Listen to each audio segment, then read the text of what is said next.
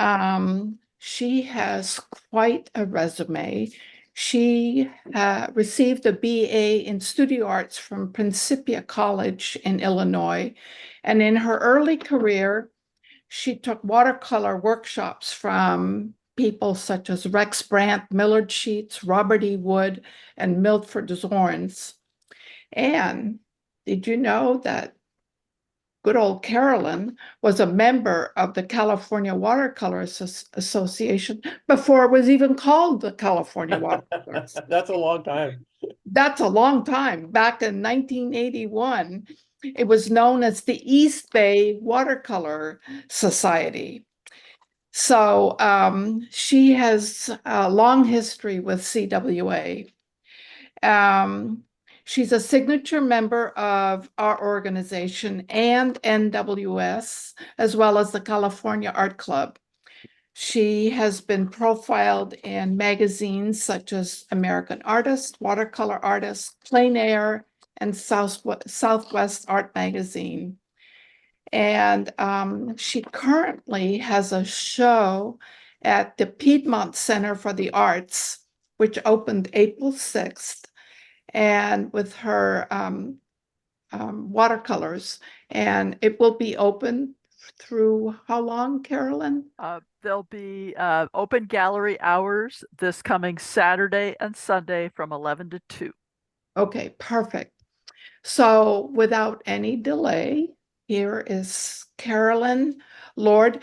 She's going to do a PowerPoint presentation. And what this is a prelude to her workshop that she's going to do next month, the Plein Air workshop. And also will give people who didn't get into her workshop some ideas as to how to work outside. So it's your show. Here you go. Caroly Lord. Well, thank you so much. I was going to say, gee whiz, your Danville opening reception is Saturday morning. When you're all done, you can all get in the car, come over the hill, exactly. and see Make what's it an there. art day. Yeah. Or you do one reception, art event on Saturday, and then Sunday, light refreshments. And that's the closing reception. Is this the last weekend, Carolyn? Yeah, this is the last weekend. Okay. And real happy. I was sort of scrolling through, and there are three names of people who are watching tonight who have seen the show. So thank you for supporting me here as well. I really congratulations on a successful show. Yeah, thank you so much. Okay, I was gonna say, thanks for deciding you're going to spend your evening with us, the California Watercolor Association. And and I will say, yes, I joined EWS in 1981, and then when our son was born, it was like, oh wait, this is too much. So I quit just about everything. I just let all my memberships lapse, and then but I would, with the internet, I could check out, I'd visit your website. It's like, well, what are they doing? Oh, they're now known as California Watercolor Association. And I noticed that there was an uptick in your membership shows, and what caught my attention was the membership show at St. Mary's. And I thought, I can do this. So I've joined, and I've enjoyed just sort of getting to know all these new people that are supporting the East Bay Watercolor Society. And in fact, the first time I met Joe, it was like, well, what can I do to volunteer? It's like, oh, I'll go to Lafayette and be part of that receiving, with the UPS and the FedEx trucks would come and drop things off, and we'd open them up. And it was just a great way to help out and support. So that's always a lot of fun. Yeah, exactly. So that was when you do have an in-person show, that's one of my favorite times to help out. So okay, I'm going to be, as was announced, what I'm going to cover is many of the things that I share in my in-person workshops. So if you signed up for the workshop, consider this a introduction. So when I review it again, it'll all sound familiar. And if you're on the wait list, or you're like, what is she all about? You'll get a little insight of how I think. And a lot of the things that I talk about are what I call universal truths for art. But this is how they're applied to watercolor, this particular media. okay, so I'm going to go to that little button that says share screen, and I'm going to share, and I'm going to make sure it fills the whole screen. Slideshow, here we are. Boom. Yes. Okay.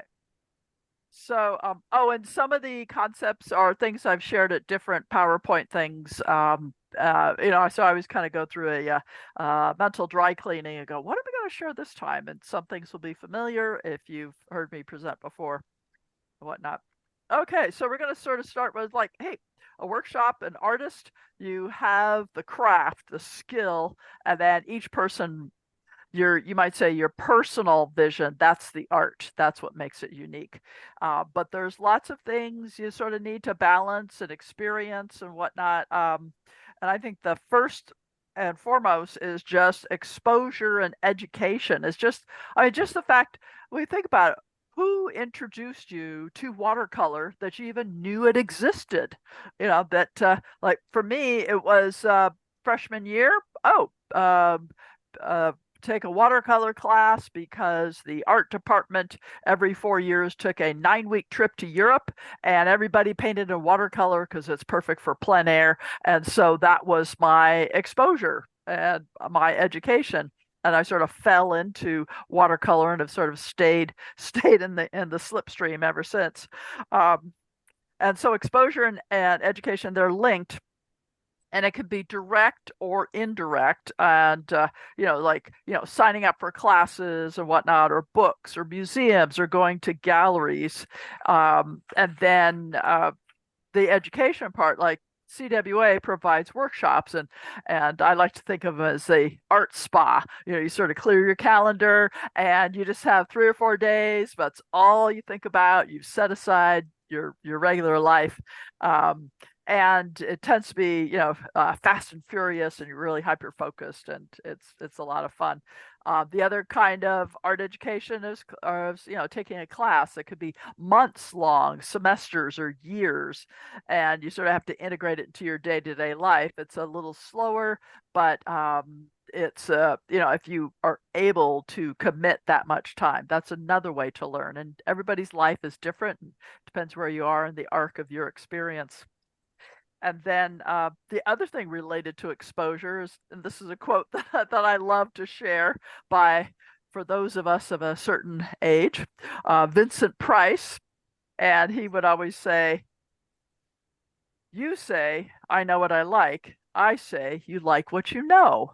And so then as we continue to get exposed to other artists, you sort of learn or discover things. Like recently, I was at Calabi Gallery, and I noticed they had a book on Thomas Eakins watercolors. So I was like, okay, I'm going to get this. This is great. I haven't read the whole thing yet, but the thing that totally surprised me was Thomas Eakins' oil paintings of his motifs, like the rowers on the river. Turns out it's the watercolors he did afterwards, he considered that his final work. His masterpieces were his watercolors. And so, because you often hear in art history, oh, watercolors are just preliminary paintings for the final work in oil. Well, Thomas Eakins did it the other way around. And it's like, imagine that. That's so cool. It's really, really great. And then so we have all these E's: exposure, education, experience, you're hands-on, just doing it. And then the ego epidermis is this delightful little Latin phrase, which basically means, what's having a thick skin. And but what I like to think about it is, yes, you have to have a thick skin because people are going to say things that are rude and inconsiderate, or sometimes it's like the opinions of others who don't know as much as you do, or who are they to say? But what I've also realized is, but we need to be sensitive, because sometimes it's just what we need to hear, whether or not somebody has been trained. Like it might be an intuitive response that somebody will say something to me, and it's like, I hadn't thought of that. So you need to be porous when people talk about your work, whether it's just friends, family, or an art teacher or whatnot.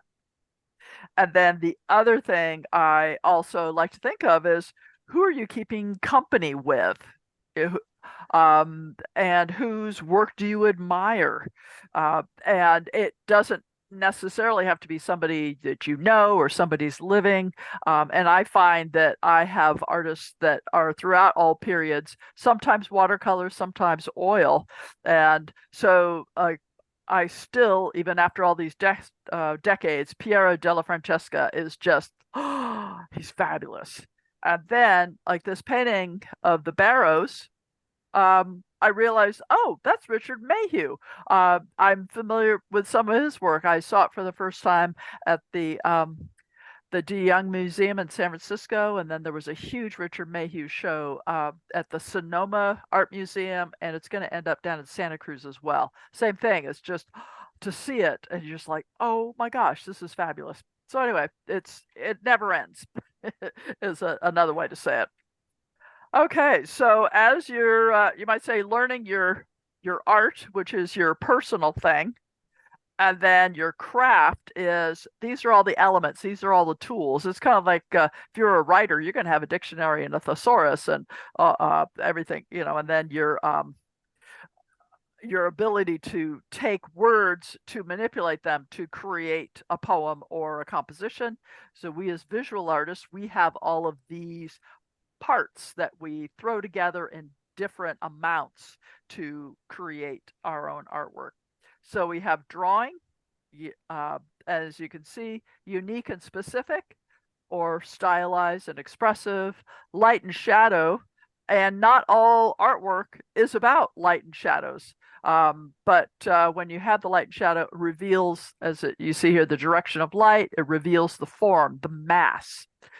Values, dark to light, black to white, all those grays in between. Division of the picture plane. This shows up. It's like, oh, is it, a few big shapes or a bunch of little ones or kind of in between? Color harmonies. Is it going to have one color dominate? Maybe primaries, the red, yellow, blues, secondaries, the purple, orange, greens. Oh, and these show up in different parts, times of art history as well. So the primary triad, well, you'll like when you walk through museums, you go, gee, an awful lot of red and blue and yellow around here. And then you turn a corner, go into a different room, and you realize, oh, this is the arts and crafts period where the secondary triad was very, very popular. And you have lots of oranges and lavenders together. Complementary colors. Michael Reardon is a perfect, wonderful example of the complementary where he'll have the warm sort of umbery golden and then that cool blue lavender opposite the color wheel. And he's able, with just those two colors, suggest so much more, that his work is so complete that you don't even miss the whole color wheel. And then you also have analogous where it's right next to each other. It's like, oh, yellow, green, blue, or something like that, where it's just a part of the color wheel.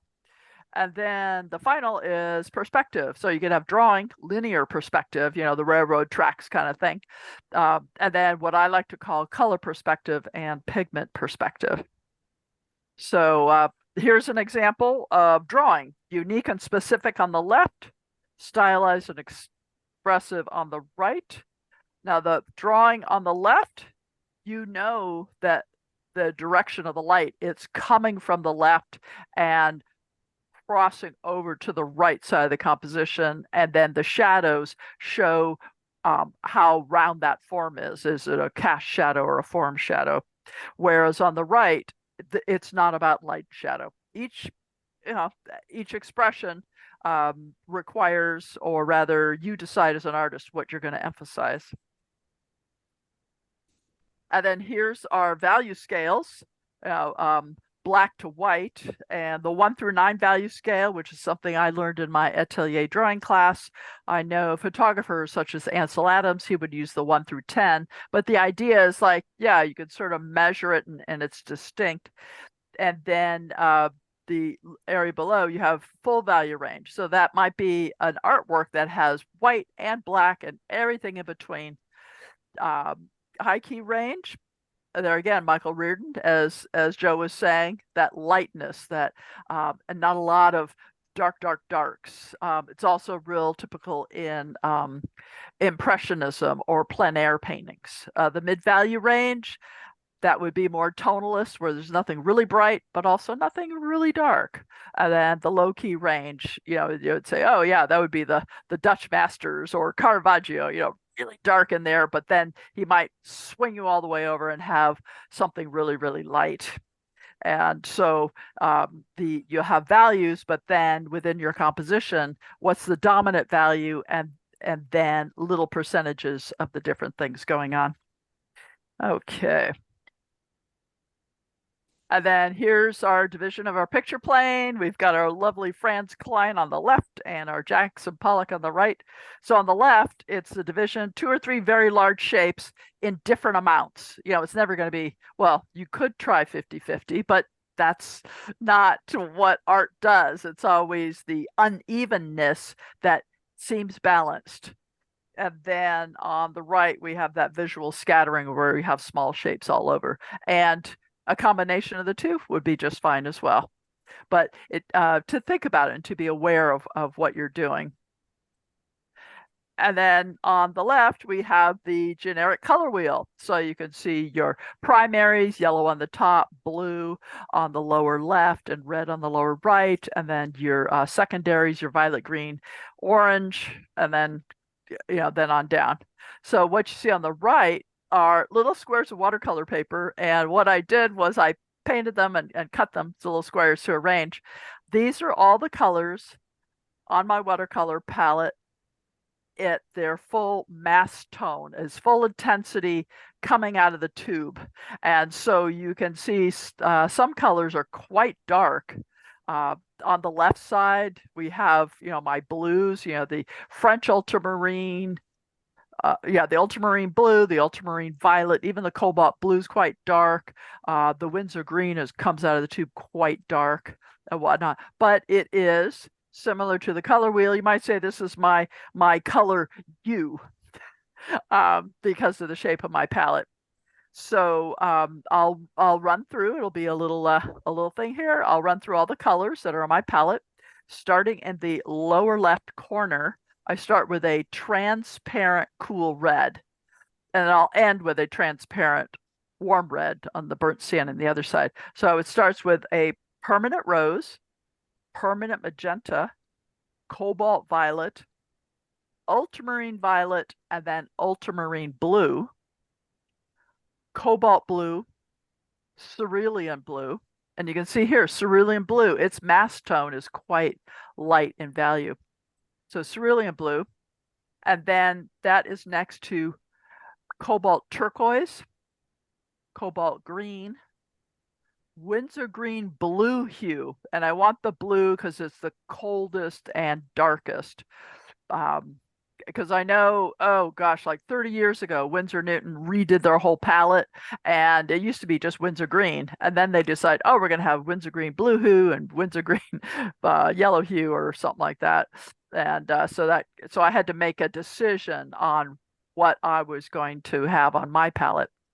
And then next to it, this lovely mass tone is emerald green.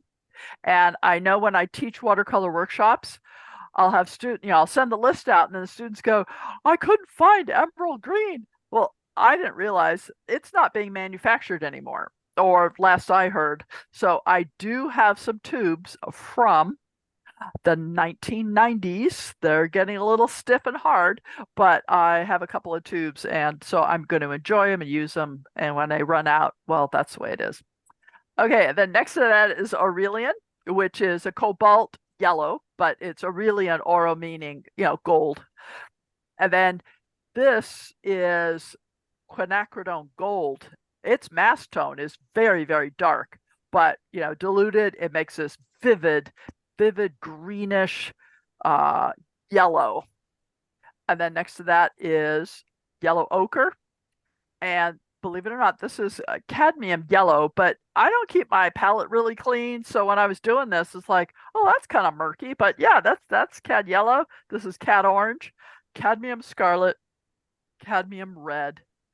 And these are all opaque as well. I'll show you a little bit later. Very earthy. And then we return to burnt sienna, which is more transparent. And so it, you might say philosophically, links over to the transparent pink on the other side. Okay. Oh, and the other thing, what I've done is I've done it like a color wheel. So the colors are analogous. So the pigment qualities may vary, but I've decided I'm going to arrange them by color wheel type. And then I'm familiar enough with my palette to know that each pigment has its own quality. So here's my red purples. Oh, here's my blues, my greens. I have 3 yellows, and then we go to our red oranges over here. So here are my blues. So we have, this is cobalt turquoise, this is cerulean blue, this is ultramarine blue, and this is cobalt blue. And you'll notice they all granulate out of the paper. You know, of course, this is like macro, but you can see their mass tone and then their tinting quality, and they're each yet a little different. The cobalt turquoise, when you see it next to the ultramarine blue, it almost looks green by comparison, and yet cobalt turquoise next to the greens looks very blue. So I've sort of going, well, what's the full extremity? And I've done that for the reds as well. You know, it's like, what's the hottest red and what's the coldest red I can have? And then my yellows, I have a very green yellows to very orange yellows. Okay, another way that I think about my colors are they transparent? And this blue here is the ultramarine blue, and that's the most transparent of the blues. But these other colors, they just look like Easter eggs. You know, this is the, you know, just smooth, hardly any pigment settling into the divots of the paper. So we have our Windsor green, blue hue, so ultramarine.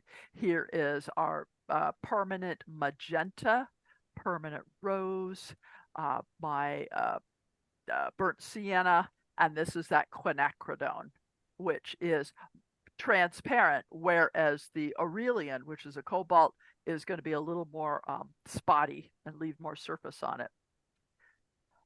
Of course, here it is. What I was trying to do was match values, and so the mass tone of Aurelian is very light, and to match the value, I ended up having to do almost the same mass tone, whereas the other ones, you can sort of tint them out to get a really light value. But you can see here, the Windsor green settles in, cobalt turquoise, maybe if it almost looks a little too light. And so you can see the cerulean and my blues. And then this is the absolute yummiest over here, cobalt violet and ultramarine violet. They just have this mixing quality, and they make they're really great colors to mix with other colors. Oh, and one of the things when I'm painting is I do not put on straight color, you know, straight from the tube onto the paper. Everything is mixed. Everything is tempered and neutralized. So here are the opaque ones. And so all these cadmiums and yellow ochres, they're just really solid. And I don't do it that often, but every once in a while, I just like, I'm going to put it on so thick, it's going to look like gouache. And that actually provides, within a watercolor painting, you could have fluid transparent areas and then have these opaques to sort of serve as a contrast within the painting. Okay, so I've got all these great colors. These are the colors that I use, and I've made a decision to have them on. Everything is purposeful, and I don't try and repeat. Like you'll notice, oh, there's no phthalo blue, there's no peacock blue or sap green, because all the colors except for that, oh, let me go back. All of the colors of my palette except for emerald green are pure pigments. They're just the color. And the analogy that, you know, it's been overused by me, but it's perfect. It's like a pantry of ingredients. No cake mixes, no Jello pudding boxes, no canned, you know, tomato sauces. It's just pure ingredients. And then every time I paint, I am creating a new color for that painting. And the reason I'm creating a new color is, and here James Gurney, who wrote, he's got that great blog called Gurney's Journey, and he wrote a fabulous book called Color and Light for the Realist Painter. And this is what I'm thinking about as I'm color mixing. It's like local color or surface color. What is the color of the object that I'm painting? You know, whether it's architecture or a flower or a landscape, and then the color of the light shining on it. So that kind of relates to the time of year, the tilt of the earth. Is it humid? Is there smoky or dusty? The amount of light. Is it an overcast day? Is it the winter time? You know, so there's all these variables. And then same thing, quality of the atmosphere. Because yes, there's the object that you're painting, and I paint what I see. I'm an observational painter. Then that's the first one, but then the color of it is affected by all of these other things. And one of the great things about being a direct observation painter is you just kind of look at it and you go, okay, I'm going to mix it. I'm going to mix it till I get it pretty close. And that's been really nice. So with what James Gurney brings out, I've sort of developed my own vocabulary as it applies to watercolor. And so this is my little drawing that I made several years ago. And every time I bring it up, I go, yep, still works. We have pigment perspective, where we have the opaque and granulating pigments advance or come forward, and the transparent pigments go back in the distance. And so I've created like this little railroad track thing, said, oh, well, if it's granulating opaque, that's going to seem to come forward. Transparent is going to seem to go into the far distance. This is really helpful doing landscapes as well. And then that's a pigment. And then the color perspective, I heard this presented as like, why didn't I hear this? Was I not paying attention earlier? Or maybe it wasn't being taught as I was beginning my watercolor career. But there's this optical thing that happens that colors drop out as you go into the distant. And so it turns out yellow is the first color to drop out. And then as we go into the distance, then orange, and then red, purple, and then blue is the last one. So that explains why far distant, the mountains have a bluish quality to them, because we're getting so much atmosphere that we're seeing that, you might say, those veils or layers of the atmosphere make an effect on the local color, that you're more aware of the blue quality of the atmosphere than the actual color that the object is. Carolyn, we have a question from the audience. Yes, absolutely. When you paint on location, do you underplay yellow when out in daylight? No, I don't, because I want the yellow to say, oh, this is close to me. So, but I make sure that I put that in the foreground areas or things that are closest to me. Okay. And then as it goes back in the distance, I use less of the yellow and orange, or less of the cadmiums and yellow ochres. And if there's a yellow that's in the distance, oh, I'll use Aurelian, because that's a cool yellow, because it'll sit further back. Okay, thank you. Yeah, and yeah, oh yes, please ask any questions and they'll be shared with me, and that'll be great. So that's the color perspective. And then, so you kind of have this sort of floating around in my mind, and then it's like, oh wait, there's the sky dome. Well, what time of day affects the color of the light, and what time of year? So we have the tilting of the planet, we have the time of day, and then it also depends, are you close to the equator? Are you in the Arctic Circle? That is going to affect it. And then now that I'm really aware of this, it makes perfect sense that, let's say, artists in California, Southern California, or in Italy, or those countries that are closer to the equator, they're going to have one kind of yellows and oranges and greens, whereas you go up to, let's say, the Scandinavian countries, and there'll be lavenders and blues and emerald greens that you just don't see in our area. And it's being very sensitive to, like I said, where you are on the planet and the tilt of the earth and all that sort of stuff. Okay, wonderful. Okay, and so these next two paintings, which are also in the show in Piedmont, so you get a little sneak preview. So this one, just take a look at those colors, the colors of the green, the local color. And you go, oh, this is springtime. Of course, it helps those. This was painted in March. This was painted in Southern California, so it's springtime. And that white marble statue has a soft pink quality to it. Yeah, we're talking just barely. That is not white paper. I have taken an observation of what is the color of light on this marble statue in this in this garden. This is at the Huntington Gardens down in San Marino. That gives you a clue. We're in the morning and the light is clear. There's no clouds, but it's very soft. So you get a sense of, oh, coastal influences, morning light. You know, you sort of get a sense of where we are, and that warmth and clarity. And then you'll see the background. Those are oak trees. And I decided to really push it back. I'm going to have the oak trees in the back. I'm going to use my cobalt blues, but you'll also notice I didn't make them dark. Yes, they were dark.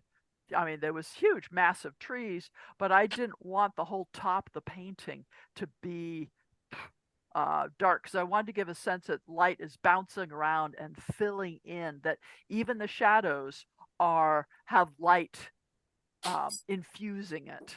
And that's the thing about painting plein air and painting outside. Even shadows have light bouncing around.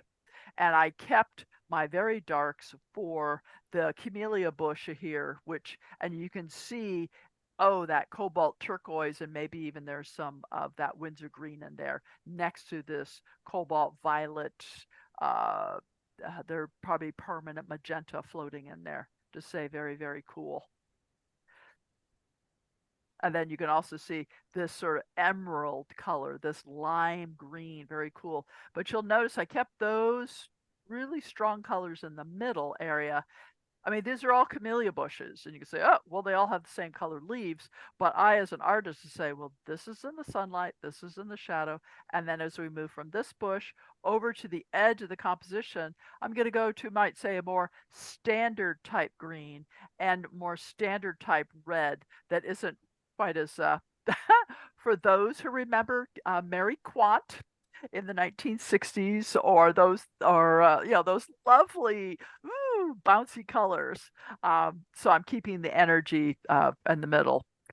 You'll also notice in this painting, the fountain on the left with the big dolphins and whatnot, I'm really leaning into using my cobalt violet, my yellow ochre, cobalt blue, maybe some cerulean blue. So you can see how it granulates, and without having to do a thing, I am able to convey that it's made out of stone.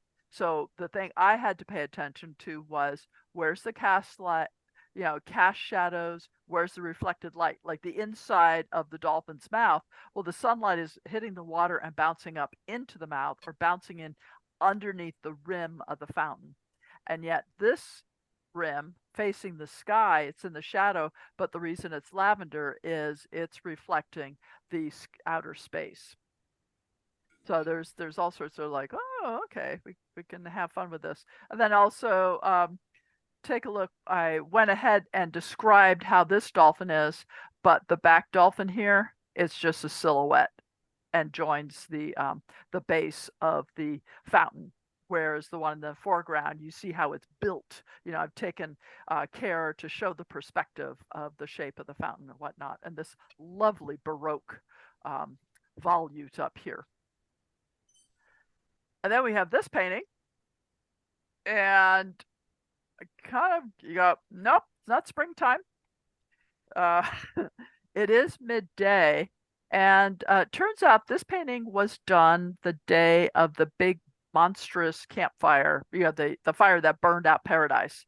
I had gone out painting with an artist on the American River near Folsom, and when we got there, it was blue skies, the water was blue, there was reflections of the rocks in the water. The rocks are, they're granite. They've come tumbling down, or whatever the Sierra Nevadas are made out of. They've come tumbling down, and this great thing. And so my painting in the morning had more of the traditional rocks and water kind of coloration. After lunch, it's like, okay, let's keep painting. And then as the afternoon progressed, it was like, whoa, what are these colors? It's like, what happened to the blue sky or the shadow reflection? You can see here there's purple and oranges mixed together. And all of this shows that the sunlight is going through the smoke and it's affecting all of the colors. So even the reeds on the side of the river, we've lost so much of our greens. And then even the greens in the distance, they're not bluish because we're having to look through a layer of dust and smoke. Okay. So that, hopefully that sort of talks you through color and light and how it changes depending what's going on. Okay, and so here we're going to say, okay, we've got a motif. What am I going to paint? These are my favorite motifs. So if you get a chance, if you can't get over, shameless plug, if you can't get over to the Piedmont Center for the Arts to see my show, you can visit my website, click on artwork for sale, and the very top grouping will be all of the paintings that are in the show. And so you will see I have landscapes, seascapes, the California coast, the built environment, buildings, and flora, gardens and whatnot. My working method, direct observation. And I like to call it field painting because I think plein air has been kind of like overused. It's become branded that it's almost like, you're just observing it directly. Every once in a while, I will do a studio painting based on plein air, but most of my work is direct observation. And then here's a real quick summary. Oops, didn't mean to do that. My equipment and materials. So if you were to take a workshop from me, this is what would be on your list. We need a sketchbook and pencils for doing compositional studies, because my feeling is figure it out on just regular paper. Do the best you can, and that's when you can make 1, 2, 3, 4, as many as you need compositional sketches. Because is it going to be a vertical? Is it going to be a horizontal? Are you going to come really focus on the motif and make it really big, or is it going to be small in the distance? That's where you sort of figure things out. I use Winsor Newton watercolors. My palette is a Millard Sheets palette. It's no longer being manufactured, but the Elda John watercolor palette has the most important quality of the Millard Sheets palette, which is the mixing wells that taper down and allow you to mix up a lot of color and keep it contained, and then also have different puddles of color at one time, sort of in solution. I work on Arches 140 weight cold press. When I do a studio painting, though, I have found Stonehenge Aqua 300 cold press works for me. In fact, when I met my husband, the man who then became my husband, he was quite a watercolor enthusiast, and he bought a whole bunch of Arches 300 weight paper, and I was like, wow, that's really great. And every once in a while I go, yeah, I'm going to paint on this, and I just didn't like it, so I finally consigned it to the art supply store in Livermore, and they sold it out. Really, it's like, hey, vintage inventory. But I was introduced to the Stonehenge, and that seems to work for me. And I think for every artist, you're going to have your favorite things you like about your favorite papers and whatnot. Okay, a board, clips. I use my brush is the Robert Simmons Goliath. 36 round is a size I've been using since the late 70s, but same thing. I've had workshop students who say they couldn't find it. And and then it's like, what? They're not manufacturing it anymore, but they do continue to make the 30 round and the 26 round. Now there are other brushes that replicate that size, but what I like about the Goliath brush, it's nylon and it's a little stiff.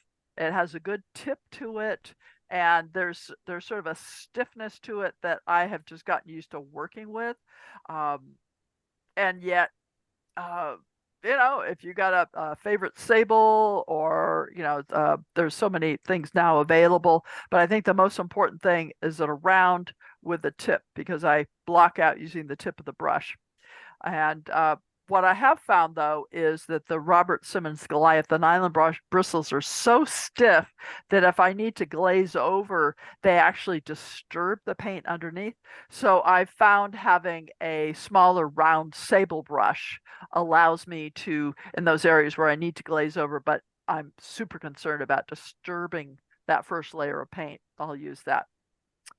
And then something to sit on. I sit when I do my watercolors, so I have folding stools, one for me to sit on and one for my palette, or other times I'll use a contractor's bucket, with one folding stool, and then also little seat cushions to make sure I'm the right height. So I'm not oh my knees aren't higher than my hip joints, and then you end up bending your back and it becomes difficult to sit for a long time. A lidded water container, so that way it's sealed, I can carry it around, and then once I'm there, unscrew it and get ready.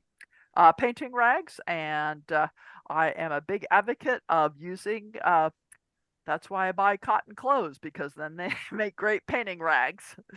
And then weather and sun appropriate clothing, gloves, and hats. It's early in my career, I realized that I would get like sunburn on the right side of my neck and the left inside of my knee. And it's like, it's not worth it. And now we know that too much sun damage is not a good thing. And then a painting umbrella, which is good because sometimes I can find a place to sit in the shade and paint my motif, and other times I need to bring my shade with me. Okay, so here's some photographs. My husband and I had an opportunity to paint in Crested Butte, and it was great because it was like, oh, here, could you take a picture of me, kind of thing. So on the left, you see the stool that I was going to sit on to paint, my sketchbook, and my purple pencil case. And then on the ground, you can see my satchel. I bought that at REI over 30 years ago, and it fits a half sheet watercolor board and my folded up stools. And it just, yeah, not attractive, but doesn't matter. And then on the right, here's a situation where I'm sitting to paint on my contractor's bucket. And what's nice about the bucket is I'm going to put my water and my hat and my gloves. And if I'm, it's like, oh, am I going to get cold? Well, just put that, extra jacket or layer in the bucket. And then it has the lid on it. And then you can see I have these sit-upon cushions that make it more comfortable to sit for a long time and also raise me up. And then you can see the folding stool is what I put my easel on. Yeah, I'm completely covered. I'm wearing sunblock clothing, have my hat and socks with the toe cut off for my fingertips. And then I cut a slit in the heel, and that's for my thumb. And so this serves to protect my skin from the sun. And what I realized early in my watercolor career is, yeah, you could put sunblock on, but then all of a sudden you've got this sticky, chemically stuff that is going to get on my brush. It's going to get on my paper. It's just, I just don't want that. So how are we doing? Any questions, or I'll just keep going? I have one question. Can you carry everything in one trip from the car? Yeah. Okay. Yeah. And the other chat was a thank you for your, she loved your demo. Oh, okay. Thank you. Yes, I can carry everything I need. So the backpack it has shoulder straps so I can carry it behind me. And then the bucket has a handle. And so when I was in Crested Butte, I could just walk out where we were staying and wander around town and just sort of sit down where I needed to. Great. Now, we also, sometimes what's beautiful isn't within walking distance. And so here I am in Colorado, and we have a Honda CRV and a hatch on the back. And this is something that I first saw on social media. Robin Purcell would show photographs of her using her, like, doesn't every suburban housewife have a vehicle like this? And it's like, this is brilliant. Why didn't I think of this sooner? And then what was great, being in Colorado, sometimes it was so cold and windy that I would actually even sit further back, further inside. But the hatch would shade me, and then the sidewall, the car itself would protect me from the wind, and yet I would still be more or less outdoors.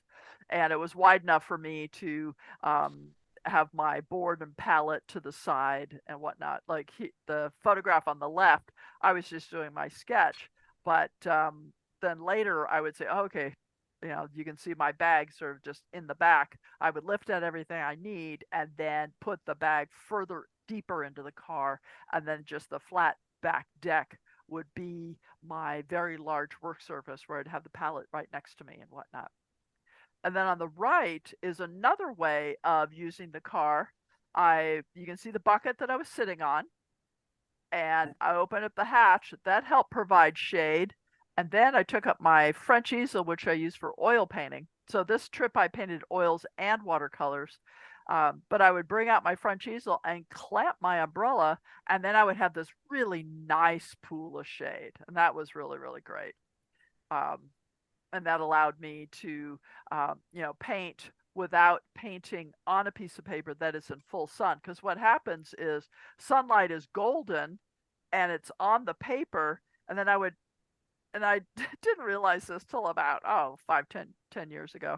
It's like, oh, I think I've matched all the colors. And then I bring the artwork in the house and it's like, why is it so blue? Well, I was compensating for all the warm light on my painting surface by mixing colors that then approximated what I was seeing. But you take it out of that really warm light of the sunlight and bring it into the house, then the blue would overwhelm. Okay. Oh, yeah. So we're all good on questions, comments, observations, anything like that? Oh, okay. Well, there we go. Okay, let me flip ahead to my, okay. Okay, right. Oh, now what I have is a grouping of paintings. I don't always think to photograph process paintings of all of my work. So I was kind of digging through and I found some where I took lots of photographs thinking, hey, this is a great example. This is going to be perfect for like tonight. I mean, how was I to know last June that this would be perfect for today? And then there's some other ones later on where I just took one or two in-step photographs, but it'll give you an idea. So here I am setting up. Oh, and this was a painting where I backed the car up and opened up the hatch as well as having the umbrella. So I created a spot of shade. And so this is in the street in Crested Butte. And on the left, the owner had this slab of marble. I don't know, maybe, scavenged from a building or something like that. And it sort of edged the garden, to sort of say, you can park your car here, but don't get any closer to my bushes. And so you can see the lovely different purple flowers. But you look on the right, what I did was I put my oil painting apron, that dark blue, and my gray watercolor bag on top of the marble. Same cell phone. I'm not sophisticated enough to, change things. But you'll notice you see much more color and variety. On the left, you don't even see the lupin. On the right, you see it. The lilacs, come out more, and those little pom-poms down below are much lighter. So that's what you're dealing with. Artists who paint snow paintings, I've seen photographs where they lay a big, huge black tarp underneath them so they don't have that glare coming up and affecting their eyes. So it's a similar situation. And so on the left, you can see my block in, and you can see it's kind of lavendery, bluish, very, very pale. And what I tend to do is allow 3 passes with these very neutral mixes that are made up of my cobalts, because cobalts are granulating and non-staining. They have the least amount of annoying qualities to permanently stain the paper. And so I'll often use Aurelian, cobalt violet, cobalt green. And so you can see on the left, you can see some lines are a little greenish and some lines are a little purplish, where I'm trying to figure out, it's like, oh yeah, what's the overall shape of that clump of lilac buds? And in the upper left, you can see where it's angular. And what's great about blocking out with straight lines is they're easier to correct proportions. You can always come in and round things up, but to have the straight lines allows me to see it clearer and much more quickly. And then in the lower right, you can see this line that comes up inside this triangle. And that is you might say, the spine of the lupin, or the stem that I will then be building the blossom, the lupin blossoms onto. And so I'm sort of thinking about, what's the shape of the lilacs? Oh yeah, and then the upper right, you'll see the lilacs, and then you'll see this sort of loopy green around it to say, oh yeah, and from here there's going to be foliage, little V shapes that say, oh, here's some lilac leaves. They tend to go horizontal in the top and then tend to start to bend down and whatnot. And then on the right, you can see, yes, there are 3 purple flowers in this one scene, but they're each different kinds of purple. So I pushed one to have more ochre, like on the lower left, that is a yellow ochre and cobalt violet mix. And then the lilacs themselves, you can see where I've tipped towards the blue, as well as the lavender, but it's much grayer. And then the lupin, I've veered over. So you might say these are all analogous purples. And then the lupin has a permanent magenta mixture into that. And then I toil away. Oh yeah, and let me go back. And then you'll also see that I start foreground to work background, especially when I'm dealing with an all-over pattern type thing. So you might say this is visual scattering. There's all sorts of things going on, but I'm also dealing with trying to create depth. And so it's like, I'm going to start with the things in front of me and then just work back, sort of like, on a stage, you have the scrims for the different set pieces. So foreground, and then I go behind and behind and behind. So you can see how I continued to put more of the blobs. There's now 4 lilacs, or not, yeah, 4 lupins, the other L flower name. And you can see the furthest one to the right is deep in the shadow. It has even a different kind of purple. And then the yellow tip, where the littlest buds are, a different kind of yellow. So it's, oh, that's going to be in the shadow. And you can also see I have some of the lupin leaves are in the light. And then I've given a clue of how dark, what color they are in the shadow. And then the lilac itself. Now you can see in the upper left-hand corner, that big, huge cluster of blossoms is just a floating shape of lilac. Whereas other ones, I start to get involved in the little blossoms and how they, because they're kind of like a hydrangea. It's a big flower composed of a whole bunch of little ones. And so I, as the artist, decide, well, where do I want the eye to go? Which ones I'm going to develop and which ones am I going to leave and have real simple, depending where I want the focus to be. And you can see the leaves, they're sort of showing their growth pattern. And this is it. This is what I brought home to California. So you can see on the left, this is what I brought home to California, and on the right, it's completed, and also it's scanned, and the one on the right is more accurate to the color, because on the left, even though I'm painting under the umbrella, that blue quality is still coming through, but it's not going to distort it as much as painting out in the full sunlight. But you'll notice that, let me see. Okay, so we have the tips of the lupin that I did in the field, and they're rock solid. I'm not going to touch those. It's like, oh, I love this.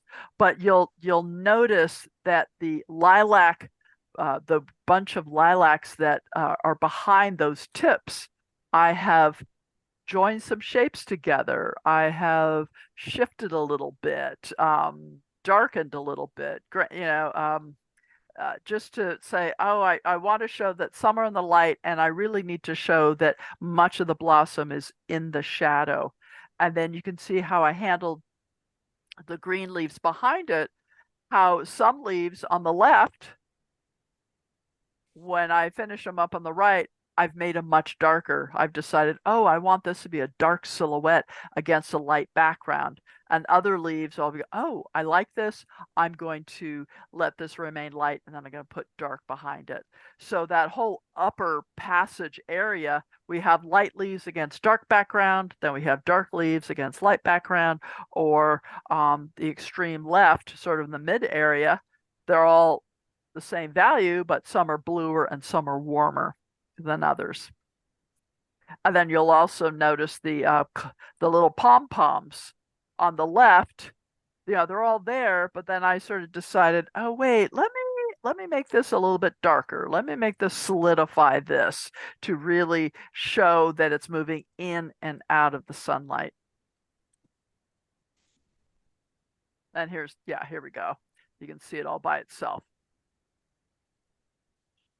Okay, and like I said, this is an analogous in the warmest reddish purple to the bluish purple. And then we have the greens. We have limey greens all the way through olive muted gray greens, warm greens. Oh, I decided to put this in here. Life happens and you work hard, and yet when I look at my paintings, I remember so much. And then there's day-to-day life where you go, am I grocery shopping again? So this is a quote that I came across. The Legion of Honor had this great show, The Cult of Beauty, the Victorian avant-garde. The hours when the mind is absorbed by beauty are the only hours we live. And yeah, that's what an artist's life is, so we're just really looking forward to pushing everything aside so we can just focus on being absorbed by beauty. And the other thing I thought was so interesting was, for me, I got the catalog raisonné, I read all the essays, and because we often think as the Victorian is very stuffy and very traditional bound, but it turns out the Victorian era was the avant-garde, because those artists in the 1860s and 1900s, they would just do, it's art for art's sake. It's oh gosh, who's our American Whistler? Whistler, just to paint beauty, not doing historical or mythological paintings or anything other than just, wouldn't that be pretty or beautiful? And the pre-Raphaelites would do paintings of flowers and fruits and things like that. Well, before the Victorian era, if you included a lily, that represented this, especially in religious paintings, oh, this flower represents Mary, this flower represents Elizabeth, or, the apple. Well, the Victorians were just like, hey, I think I'm going to put all these things together and I don't care what they mean. And so I think for me, I realize, oh, I'm a Victorian avant-garde. I paint what I think is beautiful. I'm just looking for color and texture and patterns and just visual delights. And yes, I will sort of hint at things, or if I think about it, it's like, oh yeah, that's right. You know, like in my show in Piedmont, I have paintings of gas stations, and which also is a commentary about our, fossil fuel dependence and what kind of climate chaos that represents. But then I'm also just looking at what an interesting shape. Look at the light and the shadow. Oh, here we have compressed values. Oh, this is a dark value painting, or here's a painting, that's in the very, very light values and whatnot. Okay. So here's a series of photographs of a painting I did last week, anticipating today. So I thought, okay, I'm going to do this. And it was also just to have a lot going on. So I just thought, I'm going to chill and I'm going to do what I had heard James Gurney referred to as a 2-day painting, plein air painting, where he would set up, figure out what he was going to paint, do his compositional sketches, block the painting in, and say, that's enough. I'll be back tomorrow, and then paint it. So I ended up this was a 3-day painting. So on the left, that's all I did my first day. It still was about 2 hours of work because I do my compositional sketch and I'd sort of figure it out. It's like, where am I going to place this? And oh, let me figure this out. And you can see that I blocked in with a very light lavender yellow mix, sort of ghost-like lines. And then when I become more confident, I'll use just a little bit more pigment, get it more specific. And then especially on the hose, it was like, and this is the edge of the line. So you can see where it's kind of wobbly and it kind of moves around when I realized, oh, wait, I didn't make that high enough. Or, oh, it actually is a little wider over here. So this is the time to work on my accuracy in my drawing. And then also you can see that the oranges, I thought, oh, is this a good pattern, good arrangement? Let me just put a very pale orange on it so I can sort of observe, do I have a pleasing grouping? Uneven, irregular, but not too bunchy. Oh, make sure some stand alone. Some look like they're passing behind the hose. Some connecting to the edge of the paper. So you have this very natural sort of sense. So think of it like Degas' ballerina dancers. You have them exiting the page. Some you see the complete figure, and other they're like, whoops, heading out. So the oranges are exactly the same thing. So Carolyn, I have a question. Somebody wants to know if you wet your paper before you lay down your first wash. Do you wet? No, I do not. I paint wet on dry. Okay. And that allows me to have crisp edges and shapes. And as you can see on the right, my shapes are quite small. Also, I'm a very casual painter. So my work does not depend on those beautiful, perfect washes. That is possible with watercolor, but those artists are handling their paper differently. They're in a different environment. And I like to say, hey, I live in California. It's dry. So do you do a sketch first? Yes, I do a sketch in my sketchbook. But not on the paper. But I do not use pencil on my paper. I use the tip of my brush, that Robert Simmons Goliath, to block it out. And my reasoning behind that is I am going to make shapes that are painterly shapes.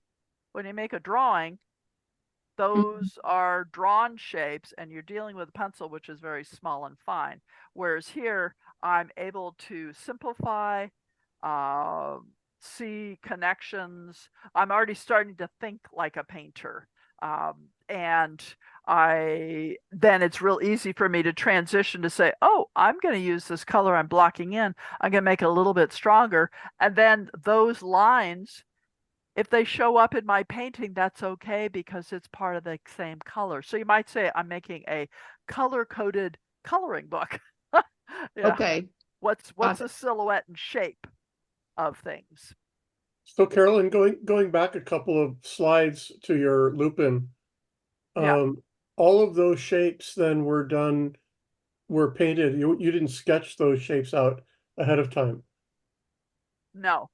Oh, okay. It's really Just the interesting. big blob of the lupin. Like you can Mhm. see in the upper part of the painting, I'm just like dot dot dot, or oh, little star shapes Mhm. that say, oh, that's the blossom. Mhm. But it's done, you might say it's done freehand, it's Yeah. done jazz style. It's, yeah, I'm looking for patterns and abstractions. But I have and unlike the lupin, I've you know, that spine, you can see it leans up and then tilts even more to the left. So it's growing towards the south to get the light. And I know that's important. And then I just say, oh, okay, let's start here. What are the colors? I use the tip of my brush to say, oh, they sort of have this little curve, you know, they sort of jelly bean shapes, and they kind of connect to each other to make a larger blobby shape. And so it's, but I will say it comes with experience, but also that's what your drawing is for. Drawing is when you get to explore your motif, figure out how it's built. Your sketchbook is where you start thinking, how am I going to paint this? How am I going to simplify it? And getting to know your subject in your sketchbook. So then when you're painting, you can relax and say, oh, I know what the characteristic silhouette is. Now I get to put the characteristic color into it. Great. Thank you. You're very welcome. So characteristic. So you can see the lower leaves, those are violet leaves. Now in the actual nature, they're quite a vivid green. But what I decided was these violet leaves are in the full blast of the sun, facing south. I'm sitting in the shade looking at this.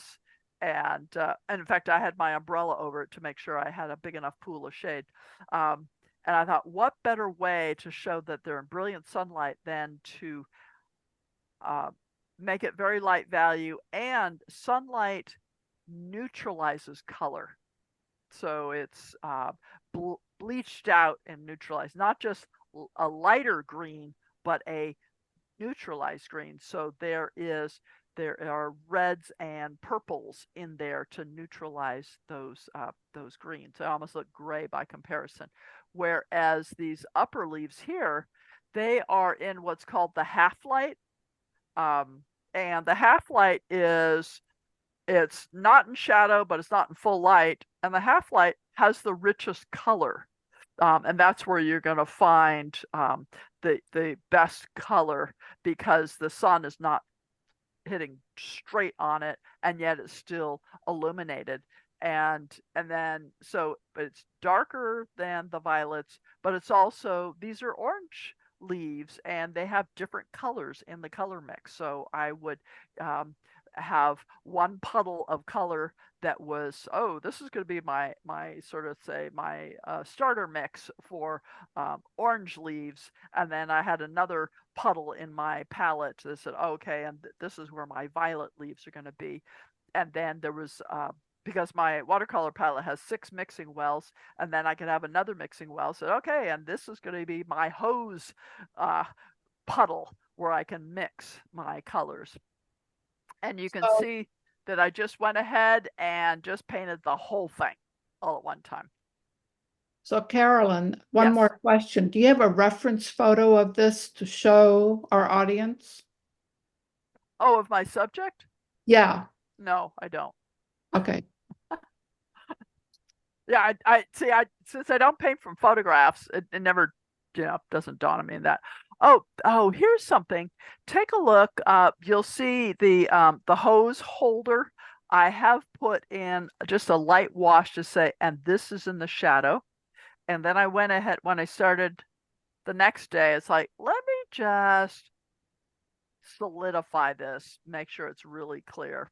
I put on a little more lavender blue to make sure that I didn't forget about that, muff it up. Okay.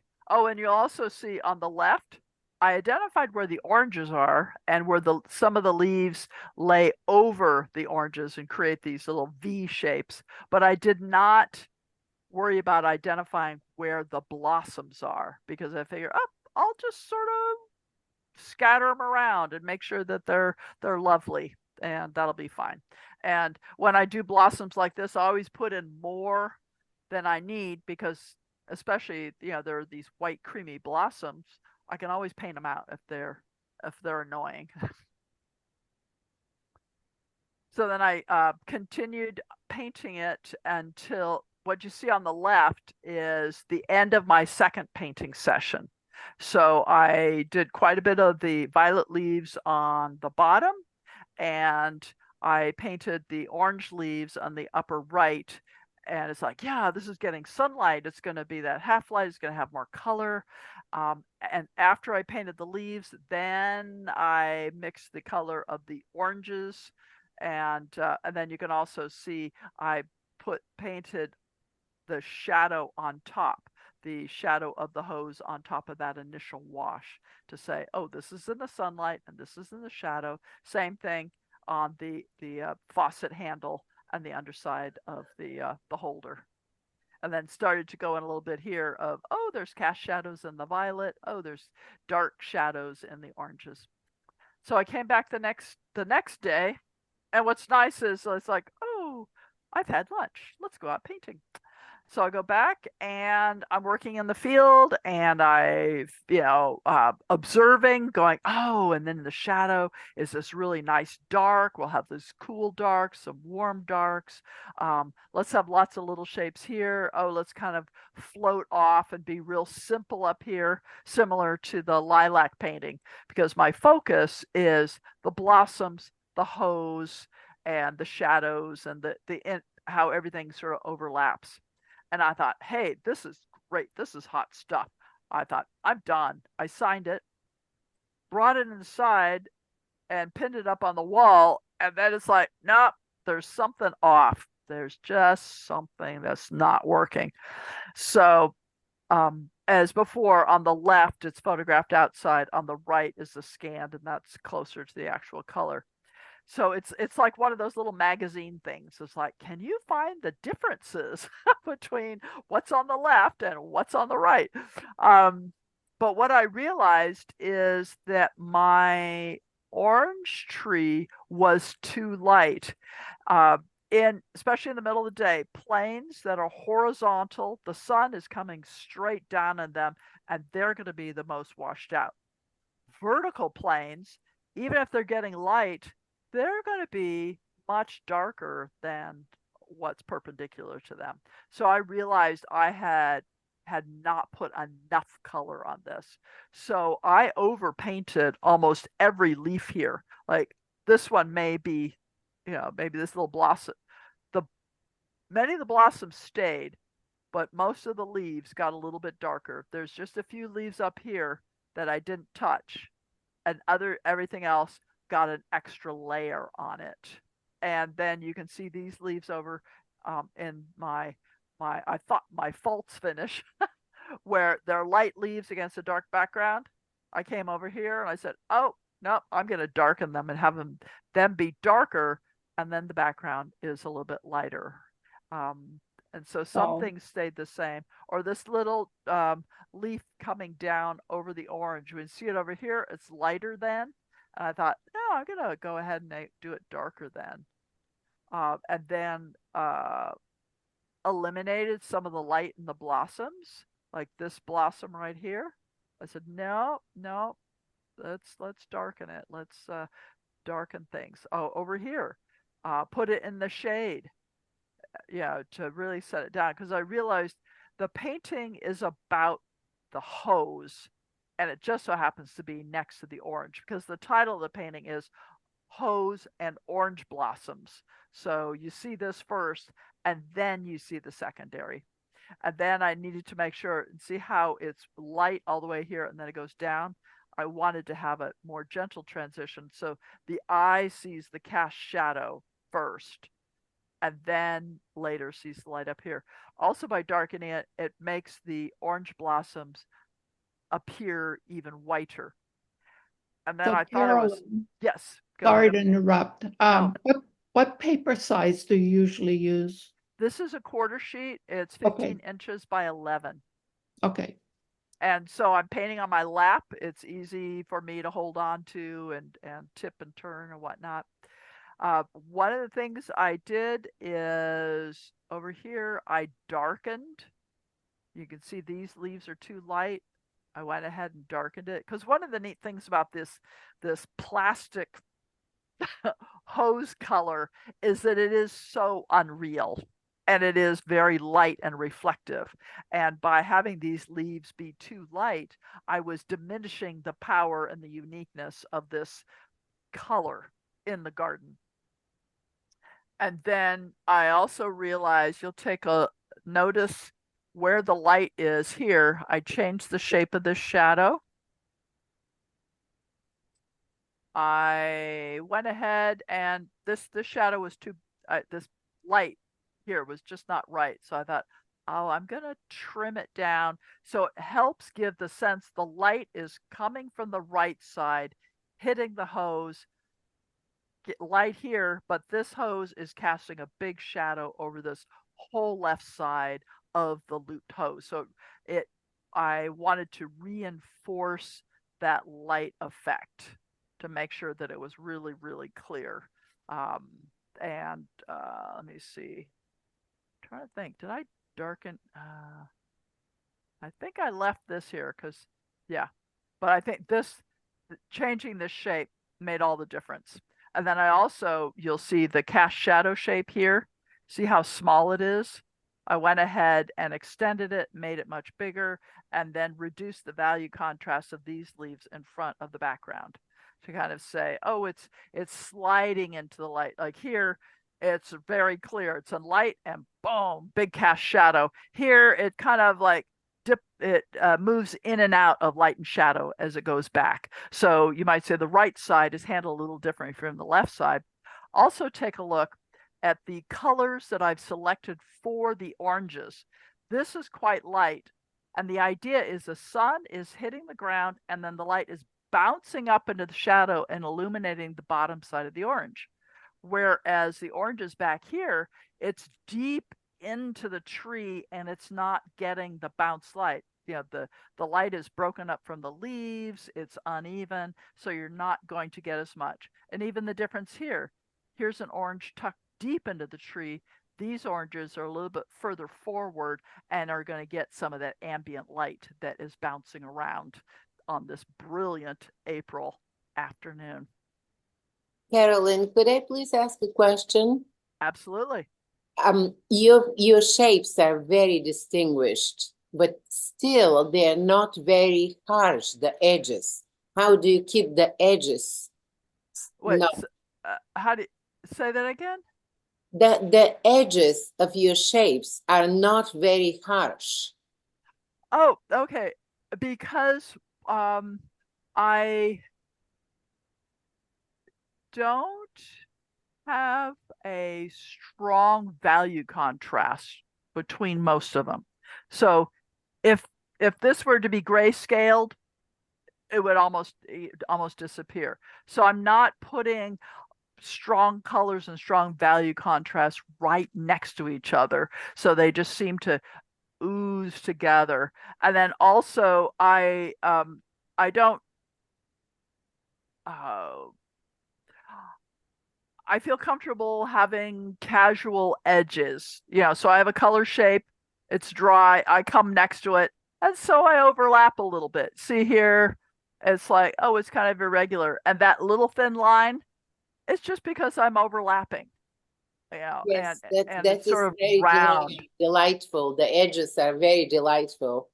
Yeah, so there's sort of a softness, a casual Yes. quality to it. And they say don't never Google yourself, but every once in a while I get really, really bored, and it's like, oh, I gotta Google, you know, and it's kind of fun to see how I show up on other people's websites, or, you know, I was like, oh, I forgot about, you know, showing up in that newspaper article or something like that. And then this was many years ago, I came across a discussion board where people were talking, how does she do it? How does she make those little lines? Oh, and so there's all these artists going back and forth. Well, she must use, you know, a rigger brush, you know, or, you know, line. And I just feel like, okay, I'm gonna weigh in. And so I said, hi, it's Carolyn Lord here. I'd be happy to answer your questions. And, you know, and I said, no, it's just, I'm just overlapping. That's all I'm doing. So anyway, oh, this is something fun. So you're looking at the hose and you can see my construction lines underneath it. So therefore it shows where the hose is, but I didn't need to define it. Some of these areas in the very top, they're kind of like, whoa, what's going on? I can see all the construction lines, but I figure, hey, it's an old hose. Maybe it's worn out. Maybe it's flat. Maybe it's collapsed. You can see some lines over here. And then this is what's really fun, is you can see the lines through the leaves. It's like, okay, yeah. So I figure if you can see all of Giacometti's lines in his figure work, you can see a couple of lines in mine. But like I said, I have just my choice of subject matter, and how I paint is very informal. Okay, so here's some other ones that are going to happen faster because I have fewer. So you can see my palette on the, yes, I'm right-handed. I put my water bottle, I just sort of sit it in that one mixing well when it's on the stool. And so I've blocked out my mountain scene, my clouds, and I decided to just sort of say, it's hard to keep track of what is snow and what is mountain with just lines. So I just put a very pale sort of earthy pink, whatever, to say, this is the mountain.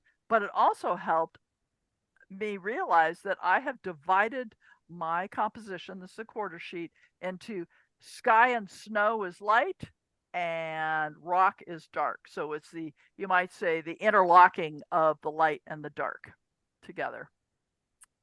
And then this is how it looks when I was done painting on site. So I'm going, hey, that's pretty cool, you know, and this particular mountain range actually has a pinkish quality. Of course, it was being illuminated by the sun, plus the light was coming through the clouds, so there tended to be more of a golden tone. But it wasn't Utah red rock. And so this was in the early part of June, where I'm really getting to know the colors that I'm experiencing. And then we had rain, we had snow, you know, whatnot. So I'm stuck inside where we're staying. I was like, okay, I'm gonna work on my plein air pieces, and you can see the difference on the left is what I finished in the field, and the painting on the right is my finished piece. And so you'll see the snow on the left. I have darkened it because I want to say it's in the shadow, and I've also darkened and solidified the mountain part that's in the shadow. And then it's like, oh, some things stay the same, other things get darkened. You'll see on this right side, I realized, oh, I need to really show that there's this sort of ridge that falls away and slides into shadow, maybe not as dramatically as this middle area. And then also to show that these trees are in the shade, they need to be darker and bluer to show the difference between the trees that are getting sunlight and the trees that are in the shadow. And you'll also see that I decided to go ahead and link this together. And so I darkened the snow area and the foreground area. And yet I left other areas exactly the same. So I can sort of pick and choose where I want to do that. And then here's just the final piece. Oh, and this was fun. I was thinking, okay, if light reveals the direction of the sunlight, so the light is coming from the left, and because there's clouds, the snowbank is coming in and out of the light. And so I painted it with this lovely sort of, yellow ochre, aurelian, and cobalt violet. You can see how it sort of pebbles in there. But then I thought, while it's still wet, I'm going to drop a whole bunch of wet water right here and even use the tip of my brush to push the pigment away to say, and then here's this blast of sunlight that has gone through the opening of the clouds. And so you can see the blast of sunlight here and up here and over here. So that gives a sense that those are facing towards the left, facing towards the sun. And yet this part of the V is facing away, so it's going to be getting that half light. And same thing here. It's not going to be brilliant white, and yet you get a sense of change of plane as you come down here. Okay, and then by comparison, yes, these are white clouds, but they are not getting the brilliance of the sunlight. And yet everything that is earth or tree is going to be darker than any of the snow or the sky and clouds. And then this is a painting. This is a full sheet on that Stonehenge aqua, and you can see it allows the paints to granulate wonderfully. And so that's why I like to use it. This is a full sheet based on that quarter sheet, and this is in the show in Piedmont right now, where I just scaled it up, but then I would also like, I think I'm going to emphasize the angularity, or I think I'm going to really emphasize that whereas the sun may be coming here, similar to the other piece, the snow that faces to the right, I'm going to pretend it's blue skies over there and it's reflecting the blue, the outer space. And so you're going to get, what a great excuse for that bluish purple qualities. And then I sort of played around. Should it be earthy or pinkish? And whatnot. And then I could also decide, well, which areas am I going to emphasize more or less? Is it going to be a graded transition from light into shadow, or will it be just a harsh, a very abrupt? And then that gives a sense, this is a form shadow, that's a cast shadow, and whatnot. And then also it took more care to say, the trees that are in sunlight are warm. The trees that are in the shade definitely go for that cobalt turquoise and ultramarine violet. Or ultramarine, no, cobalt turquoise and Windsor green, sorry. And then this is a little piece. I was California Art Club had a paint out up in Woodland, and it's sort of like, well, it's a group event, so we're going to go paint where everybody else is going to go paint. And it's like, a winery? What? Olive trees and I live in Livermore, and I don't paint the vineyards. Although there is a painting in the Piedmont show of called Controlled Burn, where they're burning off the hills for fire abatement, and so it sort of has a mood. But I found this great bit of shade, and I thought, okay, great shade, so I don't get too hot. And there were these new oak trees that were just getting settled in. And I thought, well, look at those fun shapes. This will be great. So as I explained before, I paint what's in the foreground first, but also I considered, remember I was talking about color perspective? So here the foreground has the ochre, and then we see the granulation because that comes forward as well. So you see my cobalt violet, so it's more ochre over here, cobalt violet, but still warm and interesting over there. And then there is, you can see these very pale lines. It's like, there's going to be big trees back there. And behind those trees was a hill. And yes, it was a hill with the golden June hill. But knowing my rules of color perspective, things go in the distant, yellow is going to drop out. But the pink will be there. It's not quite far enough to become a a blue, mountain ridge, but the pink sort of suggests, purple mountain majesties is, is my favorite thing. So I set it up. Not a lot of value contrast, but it's definitely foreground, distant hill, sky. And then this is the final piece. So you can see all those fun little wonky, the title of this painting is called Adolescent Oaks. And my husband was the one that pointed it out. He says, the shape of the young oak trees are the shape of oak leaves, how they're deeply lobed. And I just thought, that's brilliant, absolutely brilliant. So we have them in the foreground, the cast shadows that they make across the golden hillside. You can see the pink hill in the background, but it was so light that I easily painted over it with the tree trunks and the tree leaves, the big masses. And I like to think of it, these are the big matriarch oak trees, and they're just in the background, and then you have all these squirmy, wiggly adolescents having a great time.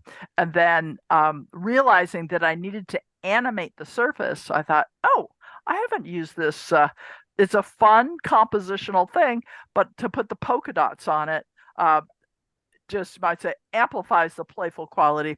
But also you can see that they're pretty dense in pigment. Here's that emerald green. Here is that cobalt turquoise and probably cerulean blue mixed in there. On top, opaque, making those shapes. Okay. Yeah, and that's it. Okay, so if you want to follow me, like I said, there's my my website, Facebook, Instagram, and then I'll be at the Piedmont Center for the Arts this weekend. So, okay, any questions? Any, whatnot? Thank you, Carolyn. You're welcome. How are we doing for time? Doing okay? Perfect. Oh, great. Perfect. Thank you, Carolyn. There are brava from Rob to you. Oh, thank you. Thank you. That was great. Wonderful. Very interesting. Yeah, good. And then what was it? And I regret not entering the Danville show, but getting ready for the Piedmont show, I was just like, and then sure enough, as I was shuffling through things in my studio, I came across a painting. I was like, oh, I could have entered this one. Oh well. Yeah. But like I said, I'm just really delighted that CWA is really leaning into having membership shows and finding opportunities. Because CWA is a national organization. I know you have memberships for all over, but those who live close by, it's like this it adds a region. You're keeping the regional quality at the same time cultivating your national presence. Well, Carolyn, we're excited about getting even more excited about the workshop. I am really looking forward to seeing you work out in the field. Oh, okay. Well, thank you. Okay. Well, shall we all bid ourselves adieu? Thank you, Carolyn. Yes, Thank lots you. of kudos from all the members are putting in the chat saying wonderful presentation. So thank you. Oh, wait, I see a question from Leslie Cheney Parr to everyone. When you paint on location, do you underlay yellow when out in daylight? Oh, I posed that question to you. Right. Oh, okay. Yeah. I don't even remember answering it, but I guess I did. So we're good. Okay. Thank you. All right. Well, thank you, everybody. Have a good evening, everybody. Carolyn. Bye-bye. Oh, and I want to say, if anybody has a question, just you can find me through, like I said, my website or my social media, and if there's something that you think of like tomorrow afternoon, It's like Okay. I'll be happy to answer. Or they could come over and talk to you at the at your show. Oh yeah, absolutely. Yeah, and then you can actually, and that's what was so fun about last weekend was people were like asking technical questions and what about this and that and the other thing, and we were talking about, there was one conversation about entering jury shows, and they would have like framing requirements, and it was just like pull your hair out, and and things like that, and just a lot of the business type of stuff that after a while it's second nature to me, but I know for many people who are the beginning of their exhibiting efforts and things like that, it can seem so overwhelming and just so complicated. So I was glad to sort of be like, I'll be happy to help you out. Okay. There we go. Thank you. Thank Thank you, everybody, for attending. See you next month. Thanks, Liz. Thank you.